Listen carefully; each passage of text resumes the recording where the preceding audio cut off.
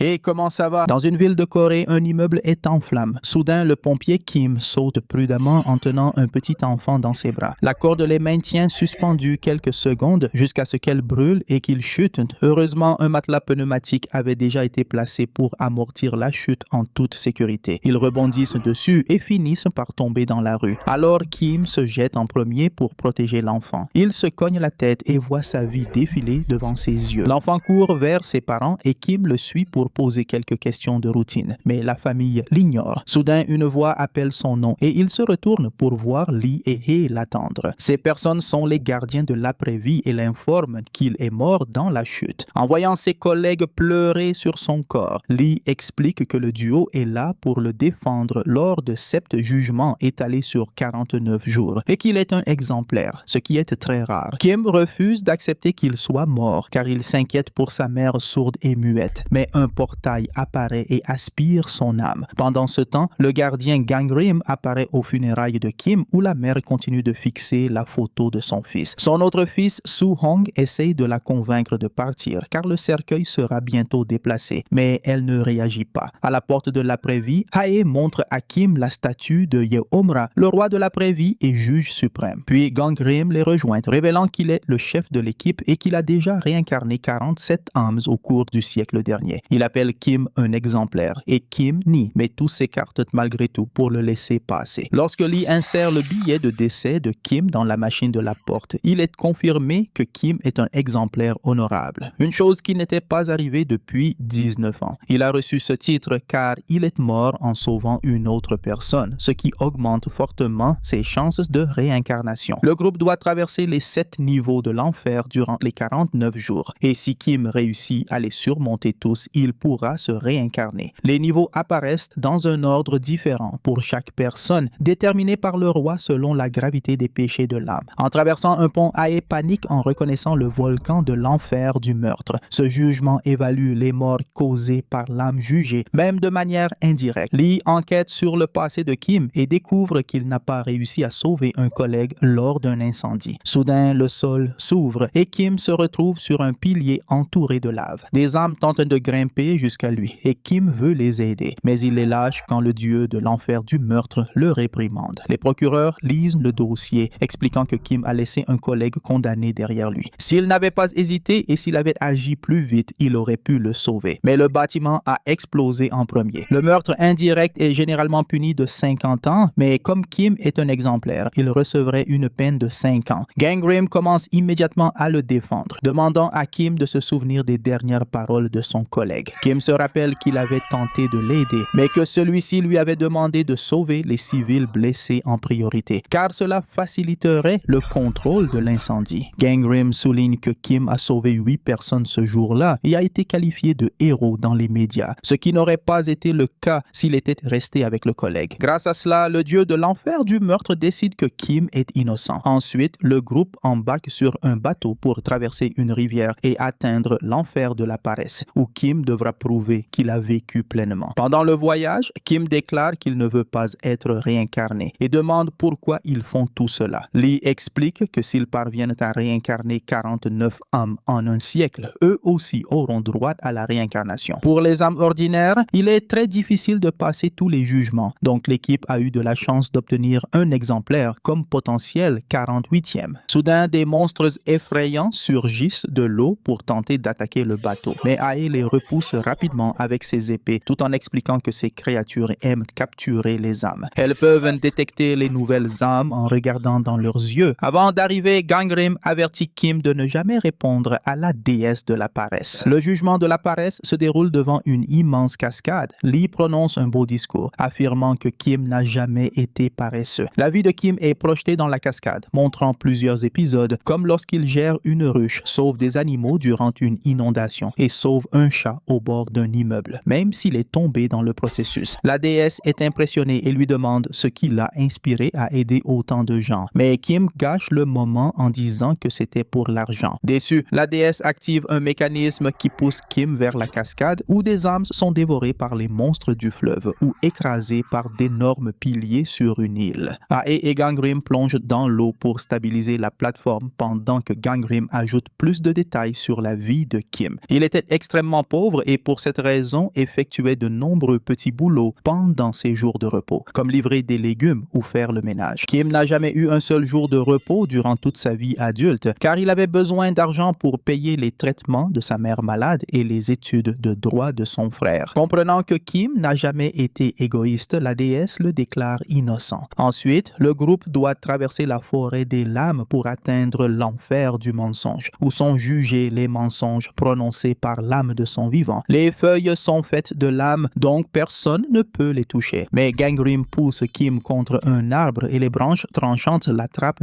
immédiatement. Kim hurle de douleur, tandis que Gangrim le réprimande d'avoir répondu à la déesse malgré l'avertissement de ne pas le faire. Alors Ae utilise ses épées pour libérer Kim et lui demande également de se tenir correctement. Il révèle que si tout se passe bien, Kim pourra apparaître dans les rêves de quelqu'un qu'il aime pour lui dire au revoir avant de se réincarner. L'idée de revoir sa mère pousse Kim à prendre la situation beaucoup plus au sérieux. Étant un exemplaire, le groupe peut effectuer la dernière partie de la traversée dans un bateau qui traverse la forêt à grande vitesse. Les gardiens perçoivent des esprits vengeurs dans les arbres et demandent à Kim s'il a d'autres membres de famille en dehors de sa mère. Les monstres s'approchent, alors Ae et Gangrim dégainent leurs lames et commencent à les affronter, expliquant qu'un proche est devenu un esprit vengeur. Gangrim décapite l'un d'eux, dont la tête tombe dans le bateau avant qu'un autre monstre ne saute à l'intérieur. Pendant le combat, Gangrim tombe à l'eau et doit s'agripper au bord du bateau pour rester avec le groupe. Ae parvient à éliminer les esprits suivants, donnant à Gangrim le temps de remonter à bord. Ensuite, Ae lance une lame sur l'esprit qui allait capturer Kim, frappant le flanc de la montagne et provoquant une avalanche qui bloque le passage derrière eux. De nombreux esprits sont écrasés et les autres ne peuvent plus les suivre. Ae conclut que soit le frère de Kim, soit sa mère est mort avec du ressentiment et erre maintenant dans le monde des vivants. En arrivant sur la terre ferme, Kim est bandé aux yeux. Gangrim annonce qu'il va faire un détour et demande aux autres gardiens de retarder le jugement si nécessaire. Ensuite, Gangrim se rend dans le monde des vivants et utilise ses pouvoirs pour se téléporter jusqu'à un bureau gouvernemental. Il explore les souvenirs du lieu et observe Soo-hong avec sa mère recevant une boîte contenant les affaires de Kim. La mère prend une vieille plante et Soo-hong la réprimande, lui disant qu'elle devrait la jeter car elle est morte, mais elle refuse. Puis Gangrim se téléporte jusqu'à l'appartement familial et touche la plante pour accéder à ses souvenirs. Il découvre que Soo-hong est en colère parce que Kim a abandonné leur mère. À la surprise de Gangrim, la mère peut le voir, ce qui signifie qu'elle est proche de la mort. Il utilise la langue des signes pour se faire passer pour quelqu'un sauvé par Kim, venu lui présenter ses condoléances. Après que la mère l'ait pris dans ses bras, il lui demande un moment seul pour lui dire adieu. Gangrim peut maintenant utiliser sa lame pour invoquer l'esprit vengeur qui se révèle être Soo-hong. Gangrim commence à le poursuivre dans le quartier, remarquant que l'esprit laisse une traînée de glace derrière lui. L'attaquer avec la lame ne fonctionne pas et Soo-hong réussit à s'échapper. Dans l'après-vie, Kim se lasse du bandeau et l'enlève, ce qui fait apparaître davantage d'esprits. Cependant, ils sont rapidement éliminés par deux gardes géants qui arrivent avec le roi Yeomra. Le roi veut savoir pourquoi Kim a amené des esprits sur ces terres. Ae explique que Gangrim enquête déjà et qu'il éliminera l'âme de l'esprit pour restaurer la paix. Toujours convaincu que c'est sa mère qui est morte, Kim court vers Yeomra et le supplie de la protéger. Ae doit le retenir et lui présente des excuses au roi, qui déclare que si Gangrim ne termine pas son travail bientôt, il ira lui-même dans le monde des vivants. Dans le monde des vivants, Gangrim visite une base militaire et entend des soldats dire que Soo-hong a déserté à cause de son frère, comme s'il ne savait pas qu'il était mort. Des flashbacks montrent que Soo-hong était un bon camarade pour son équipe et un excellent soldat. Gangrim fait semblant d'être un supérieur et interroge le lieutenant Park, qui affirme ne pas savoir où se trouve Soo-hong. De retour dans l'au-delà, les gardiens ne parviennent plus à gagner de temps et Kim doit affronter le jugement du mensonge. Les souvenirs montrent que Kim a écrit 98 lettres à la fille de l'homme qu'il n'a pas pu sauver, en prétendant être son père pour qu'elle ne souffre pas trop jeune. Cependant, elle a découvert que les lettres étaient fausses et a ressenti un profond désespoir. Kim ne sait pas quoi dire, alors la déesse de l'enfer du mensonge l'attache avec des lianes et menace de lui couper la langue. Ae, par télépathie, demande de l'aide à son chef et Gangrim dit à Park qu'il sait que Soo-hong est mort avant de quitter le bureau. Il connecte ensuite son esprit à celui celui de Lee pour parler à travers elle et expliquer que Kim a aussi écrit de fausses lettres à sa mère, prétendant avoir une bonne vie avec une femme et un enfant, au lieu d'être un simple travailleur chaque jour de la semaine. Il a fait cela pour que sa mère ne cesse pas de se battre contre la maladie, et cela a fonctionné car aujourd'hui elle vit normalement. Les lettres ont également aidé la fille à rester forte durant son deuil et à aller de l'avant, car elle sentait que quelqu'un la protégeait. La déesse comprend que Kim est un exemplaire, qui normalement traverse son enfer sans être jugé. Mais aujourd'hui, les procureurs ont menti. Elle déclare Kim innocent et le groupe poursuit sa route. En chemin, Kim explique qu'il veut désespérément voir sa mère et lui parler du cuiseur électrique qu'il avait acheté en surprise, mais qu'il n'a pas pu lui offrir. C'est très important car, à cause de sa mémoire fragile, sa mère a brûlé des dizaines de casseroles. Mais elle n'a jamais cessé de cuisiner pour ses enfants. Lee sait que Kim a caché une lettre à l'intérieur de la casserole, mais cette fois, il a dit la vérité. À ce moment-là, un portail s'ouvre et Gangrim apparaît pour dire à Kim que sa mère et son frère vont bien. Après que Kim se soit éloigné, Gangrim dit la vérité au gardien et promet de résoudre la situation. Ensuite, il visite une autre base militaire pour trouver le bon souvenir. Il observe comment le nouveau soldat Won ne manipule pas bien son fusil et tire accidentellement sur Soo-hong, qui lui demande d'appeler Park et de ne rien dire à personne. Quand Park arrive, Soo-hong est déjà mort. Alors Park prend la balle mortelle avant d'annoncer qu'ils enterreront le corps et effaceront la scène pour cacher l'incident. Voir le corps se tordre rappelle à Gangrim son passé de guerrier et la mort de son père sur le champ de bataille. De retour en ville, Gangrim observe les soldats annonçant à la mère de Soo-hong que son fils a disparu. Cela lui rappelle sa propre mère pleurant sur le corps de son père. Dans l'après-vie, le groupe traverse l'enfer de l'injustice, extrêmement glacé, qui juge ceux qui ont été injustes. Comme Kim a toujours été serviable, il parvient à passer sans être jugé. Cependant, en raison des effets de l'esprit vengeur, les blocs de glace commencent à s'effondrer derrière eux et le trio doit courir pour atteindre le téléphérique. Il oscille pendant quelques secondes, mais ils réussissent à s'échapper. En chemin, Lee explique à Kim que les âmes emprisonnées dans la glace sont des personnes froides qui n'ont pas aidé ceux qui en avaient besoin. Elle révèle aussi que les gardiens n'ont pas de souvenirs de leur vie passée, sauf s'ils ont un rang élevé, comme Gangrim. Alors qu'il parle de souvenirs, Hye révèle accidentellement à Kim que son frère est mort. Lorsque Gangrim commence à déterrer le corps de Soo-hong, le téléphérique se met à trembler à nouveau et un câble se rompt. Lee manque de tomber, mais Hye la rattrape à temps avant de commencer à glisser lui aussi. Kim utilise immédiatement le câble rompu pour descendre et sauver les gardiens, annonçant qu'il veut enfin se réincarner juste pour rester avec sa mère, car maintenant elle est seule. Puis Hye apparaît aux côtés de Gangrim et le réprimande d'avoir déterré le corps au lieu de le détruire, ce qui cause des troubles dans le monde des vivants. Gangrim répond que la mère mérite la vérité et des funérailles pour lui dire adieu. En invoquant les règles de l'après-vie, Hye commence à attaquer Gangrim avec sa lame, mais Gangrim bloque facilement tous les coups et renvoie Hye. Pendant ce temps, Park essaie de convaincre Won de prendre des vacances avant que ses supérieurs ne l'interrogent, et l'esprit vengeur peut être vu en train de les hanter. Plus tard, Gangrim suit Won jusqu'à une boîte de nuit, où il voit l'esprit trembler, accroché à la boule à facettes au-dessus de Won. Avant qu'il ne tombe, Gangrim poursuit Soo-hong hors du club et ouvre un portail pour le pousser. Ensuite, les deux apparaissent flottant dans les airs et, après un combat, Soo-hong pousse Gangrim et saute vers une tour. Gangrim utilise un autre portail pour grimper et active sa lame pour capturer l'esprit, l'attachant au bâtiment. Lorsque Gangrim mentionne le ressentiment, Soo-hong révèle qu'il n'est pas en colère contre son frère, mais parce qu'il a été enterré vivant. Gangrim se souvient que son propre père aussi était vivant, mais est mort enseveli sous un tas de corps. Alors Soo-hong perturbe l'électricité de la tour et plonge toute la ville dans le noir. Pendant ce temps, Won rend visite à Park en disant qu'il veut avouer, mais Park l'en empêche, car cela lui coûterait son poste. Dans l'après-vie, le groupe traverse le passage céleste en direction de l'enfer de la trahison. Ici, les âmes ayant trahi la foi sont emprisonnées dans des miroirs et détruites. La déesse de la trahison ne pardonne que les trahisons nobles, comme celles justes ou altruistes. Cela signifie qu'un homme juste comme Kim obtient aussi un laissez-passer pour ce niveau. Lorsqu'ils atteignent un champ ouvert, Gangrim revient et explique que Soo-hong avait oublié son frère, parce que Kim n'a plus jamais visité la famille après avoir terminé le lycée. Il se contentait d'envoyer de l'argent, alors que Kim supplie Gangrim de ne pas détruire l'âme l'âme de son frère, Won laisse une carte à la mère de Kim avec l'emplacement du corps. Le groupe arrive enfin à l'entrée de l'enfer de la violence, aussi appelé l'abîme du vide. Sa profondeur dépend des crimes de l'âme. Comme Kim est un exemplaire, il ne devrait pas être si profond, alors Hye le pousse avant que les gardiens ne le suivent.